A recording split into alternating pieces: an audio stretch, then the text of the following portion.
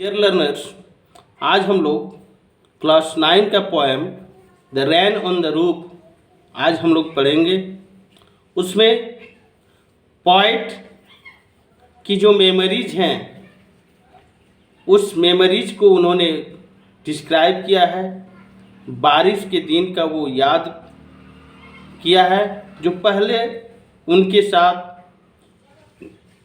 बारिश के दिन में क्या क्या हुआ था, कैसे वो महसूस करते थे, वो बताया गया है। तो पहले हम लाइन बाय लाइन उस पोएम को पढ़ते हैं, फिर आपको इसके बारे में बताते हैं। When the humid shadows hover over all the starry spheres and the melancholy darkness gently weeps in rainy tears, what a bliss to press the pillow of a cottage chamber bed and lie listening to the patter of the soft rain overhead। तो ये first stanza है। देखिए first stanza में poet क्या कहना चाहते हैं। When the humid shadows hover, humid shadows that means जब थोड़ा उमस हो और छाया हो, यानी कि धूप ना दिखाई दे। Over all the starry spheres that means जहाँ तारे दिखाई देते थे, है ना। स्पीयर्स दैट मीन्स ओवर, ऊपर में, बादल में। And the melancholy darkness means full of dark, है ना, यानी कि जब अंधेरा हो जाए।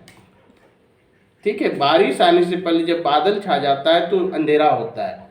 जेंटली वीप्स इन रेनी टीयर्स, तब क्या होता है, जेंटली वीप इन रेनी टीयर्स, जेंटली, उसके बाद छोटे छोटे बूंद क्या होते हैं, बादल से बरसते हैं, है ना। उन बूंदों को टीयर्स का रूप दिया है, आंसू का रूप दिया है। किसने, पोएट ने। What a bliss to press the pillow, तो क्या होता है जब बारिश होती है तो हम लोग कहाँ रहते हैं, हम लोग घर के अंदर रहना पसंद करते हैं। तो पोएट भी कहते हैं कि जब बारिश होती है तो वो भी क्या, अपने बेडरूम में होते हैं और अपने तकिए को जकड़ कर सोते हैं। Of A cottage chamber bed यानी कि उनके घर के एक जो रूम है उसमें वो आराम करते हैं। वो निकलते नहीं हैं, कब, जब बादल छाती है, बारिश होता है तब। And lie listening to the patter, और क्या करते हैं, वो कहते हैं कि बिस्तर में लेटकर वो जो बारिश होने की जो आवाज़ है उसको वो सुनते हैं। Of the soft rain overhead, है ना। Of the soft rain overhead कहने का मतलब, तो जब बारिश होती है उसकी आवाज़ को वो सो कर सुनते हैं। वो कहते हैं सेकेंड स्टेंजा क्या कहता है, second stanza, every tinkle on the shingles see, यानी कि हर एक बूंद की जो आवाज़ है जो गिरता है छत में, has an echo in the heart. तो वो कहते कि अभी भी वो जो बूंद गिरने की जो आवाज़ है इनके हृदय में वो इको होता है, वाइब्रेट हो रहा है, महसूस हो रहा है। And a thousand dreamy fancies, और क्या होता है जब हम अकेले होते हैं, बारिश होती है तो हमारे मन में बहुत सारे इमेजिनेशन आते हैं, कल्पना होता है। अकेले जब होते हैं तो देखोगे आप लोग कि हमारे मन में तरह तरह की बातें आती हैं। Into busy being start and thousand recollections हमने पहले ही बताया कि जब हम अकेले होते हैं तो हमारे मन में बहुत सारी बातें आती हैं, है ना, बहुत कुछ हम सोचते हैं। तो ये सब ये कहते हैं जब बारिश होती है, पोएट अपने रूम के अंदर होते हैं, बिस्तर में होते हैं, लेटे हुए होते हैं, ये टिंकलिंग आवाज़ सुनाई जाती है, पैटरिंग आवाज़ सुनाई देती है बारिश होने की, तब ये सोचते हैं, बहुत सारे विचार आते हैं। Weave their airy threads into woof as I listen to the patter of the rain upon the roof. तो वो कहते हैं कि जब हम बारिश की बूंदें सुनते हैं तो हमको बहुत सारी बातें हमारे मन में आती हैं। Now in memory comes my mother, तो वो कहते कि अभी जब बारिश हो रही थी तो किसकी याद आ रही है?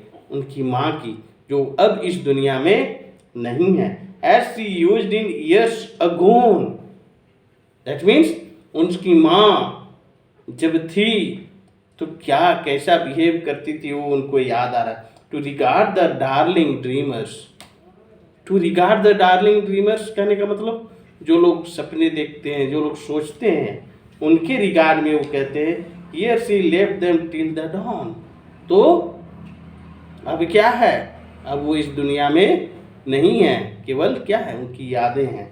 वो feel her phone look on me, her phone, तो वो याद कर रहे हैं कि वो कैसे है ना, उनका हमेशा लगाव क्या होती, सॉरी, उनकी माँ की चाहत क्या होती थी, इच्छा क्या होती थी, वो हमेशा इसको केयर करना चाहते थे। किन को? पोएट को, है ना। वो बता रहे हैं as I listen to this refrain, है ना। इस पोएम में हम बताना चाहते हैं कि क्या which is played upon the shingles by the patter of the rain.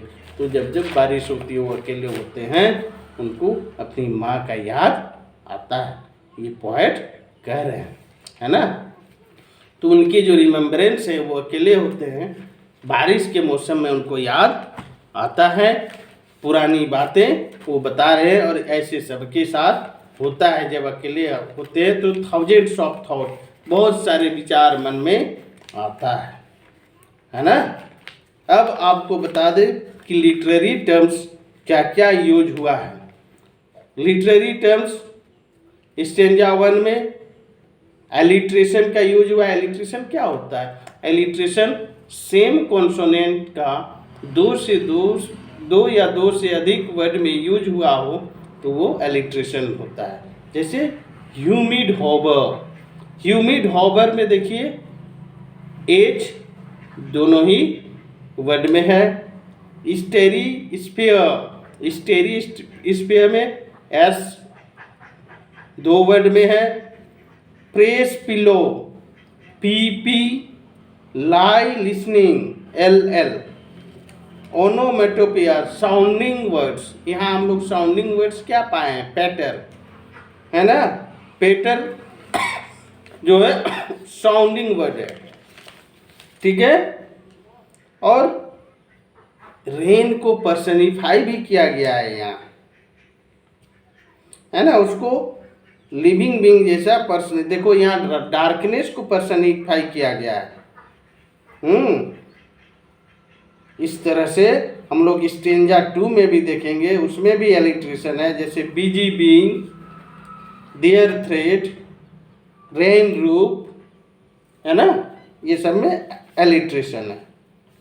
Onomatopoeia again tinkling sound, patter, ये सब है। अब स्टेंजा 3, इसमें भी एलिट्रेशन है। Memory my mother, MMM, darling dreamer, D, onomatopoeia, patter, है ना। तो ये सब पोइटिक डिवाइस इस पोएम में यूज हुआ है। अब देखिए इसमें हमने बताया कि वो अपनी मम्मी को इस पोएम में याद कर रहे हैं। कब? जब बारिश हो रही है, और कैसी कैसी बातें उनके मन में आ रहा है, वो इस पोएम के थ्रू वो बताना चाहे हैं, है ना। कि क्या होता है, हम लोग बारिश के समय में घर के अंदर होते हैं, अकेले होते हैं, तो लेटे होते हैं, तभी थाउजेंड्स ऑफ थॉट आते हैं, तरह तरह के विचार आते हैं, उसको इन्होंने डिस्क्राइब किया है। आप लोग और ज़्यादा नॉलेजेबल वीडियोज देखने के लिए इस चैनल को लाइक करें, शेयर करें और सब्सक्राइब करें। धन्यवाद।